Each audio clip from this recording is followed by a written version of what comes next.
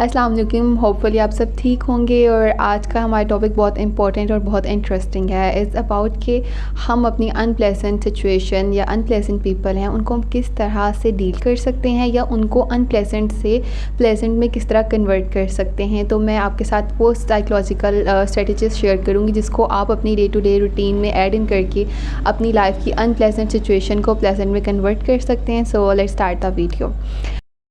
तो बहुत इंपॉर्टेंट चीज़ है, अगर आपकी लाइफ में कोई भी अनप्लेजेंट सिचुएशन है तो आपका जो मेन फोकस है आपका माइंडसेट, सबसे पहले तो आपका माइंडसेट होना चाहिए कि आपने अपने माइंडसेट को जो है सोल्यूशन ओरिएंटेड रखना है। मतलब आप प्रॉब्लम ओरिएंटेड रखेंगे तो आप स्ट्रेस आउट रहेंगे, लेकिन अगर आप अपने माइंडसेट में हमेशा सोल्यूशन ओरिएंटेड रहेंगे तो आपको कोई भी सिचुएशन अनप्लेजेंट आपके लिए नहीं रहेगी। वो स्टार्टिंग में स्टिमुलेटिंग होगी, वो आपको अनप्लेजेंट लगेगी, लेकिन आप जिस तरह ही सोल्यूशन ओरिएंटेड होंगे तो आप अपनी चीज़ों को बहुत कोप अप कर सकते हैं। तो बहुत इंपॉर्टेंट चीज़ है आपकी mindset. The second one is कि आपने अपनी प्रॉब्लम को राइट डाउन करना है। ठीक है, आपकी जो भी अनप्लेजेंट सिचुएशन है आपने उसको राइट कि उनमें क्या है।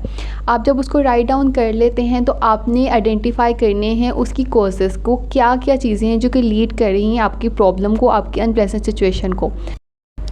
ओके, थर्ड इंपॉर्टेंट थिंग जो कि आपने करनी है प्रॉब्लम सॉल्विंग की तरफ, आपने क्या करना है कि आपने जो है आपने सोल्यूशन जो है फाइंड आउट करने हैं कि एक प्रॉब्लम है उसकी कॉजेज आपने फाइंड कर ली। थर्ड इंपॉर्टेंट थिंग कि आपने अप्रॉक्सीमेटली जितने भी सॉल्यूशंस आपके माइंड में हैं, it could be 10, it could be 5, it could be 6, तो आपके अप्रॉक्सीमेट सॉल्यूशंस को आपने राइट डाउन करना है जो भी हैं। ठीक है, और the fourth step is something कि आपने उनमें से जो आपको बेस्ट लगता है आपने उसमें से चूज़ करना है, क्योंकि जो आपने 5 सॉल्यूशन आई गेस आपने चूज़ किए हैं तो आप उनको लगता है कि उसमें कुछ एडवांटेज हो सकते हैं, कुछ डिसएडवांटेजेस हो सकते हैं, तो उसमें से जो बेस्ट वन है आपने उसको चूज़ करना है। आप कुछ डेज दे सकते हैं अपने आप को डिसाइड करने के लिए कि आप बेस्ट सोल्यूशन हो सकता है किसी अनप्लेजेंट सिचुएशन को डील करने के लिए, कुछ अनप्लेजेंट लोगों को डील करने के लिए।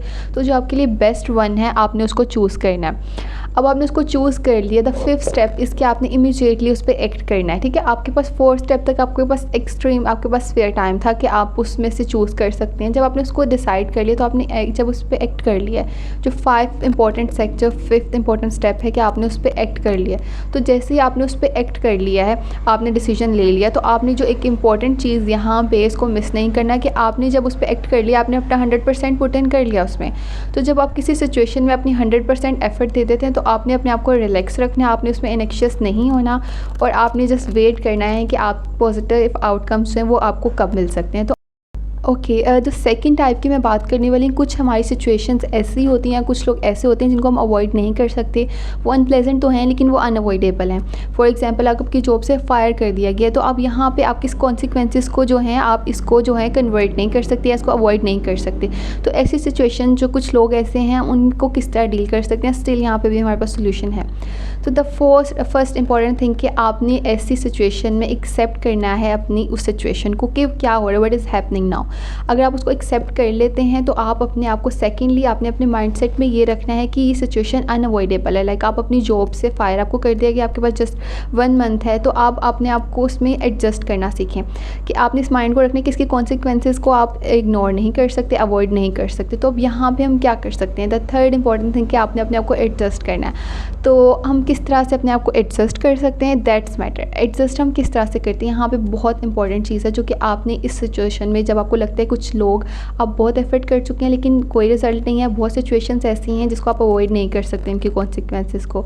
तो आपने जस्ट अपने माइंड में एक माइंडसेट रखना है कि जब भी ये नेचर ऑफ लॉ है और as a Muslim we have a faith कि अगर आपके लिए एक डोर क्लोज होता है तो आपके पास मल्टीपल डोर ओपन होते हैं। तो seek for the open doors instead of कि आप जो ओपन डोर जो आपके लिए क्लोज हो गया उसे अगेन अगेन नॉक करते रहें और अपने आप को स्ट्रेस आउट करें। तो जो आपके पास टाइम है आप अपने ओपन डोर्स की तरफ सीख करना स्टार्ट करें, उनको अवेल करना स्टार्ट कीजिए।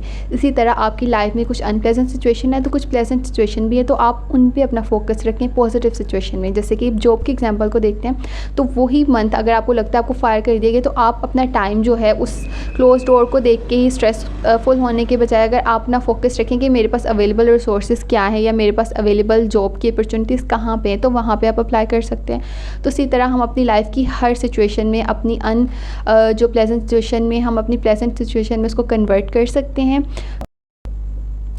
ओके, तो आपने अपना फ़ोकस जो है अनप्लेज़ेंट के बजाय जो है आपके पास जो प्लेज़ेंट रिसोर्सेज़ या प्लेज़ेंट जो आपके लिए जो लोग आपको पसंद है उन पे फ़ोकस रखिए, पॉजिटिव सिचुएशन पे या पॉजिटिव लोगों पे, जो आपको सपोर्ट करते हैं, जो आपसे प्यार करते हैं, जो आपकी केयर करते हैं, जो आपको बेहतर और बेटर चाहते हैं। तो आप अपना फ़ोकस वहाँ पे रखिए और हमेशा खुश रहिएगा और अपने साथ जितने भी आपके रिलेशनशिप अटैच है उनसे भी प्यार कीजिएगा। Thank you so much for watching my video. Allah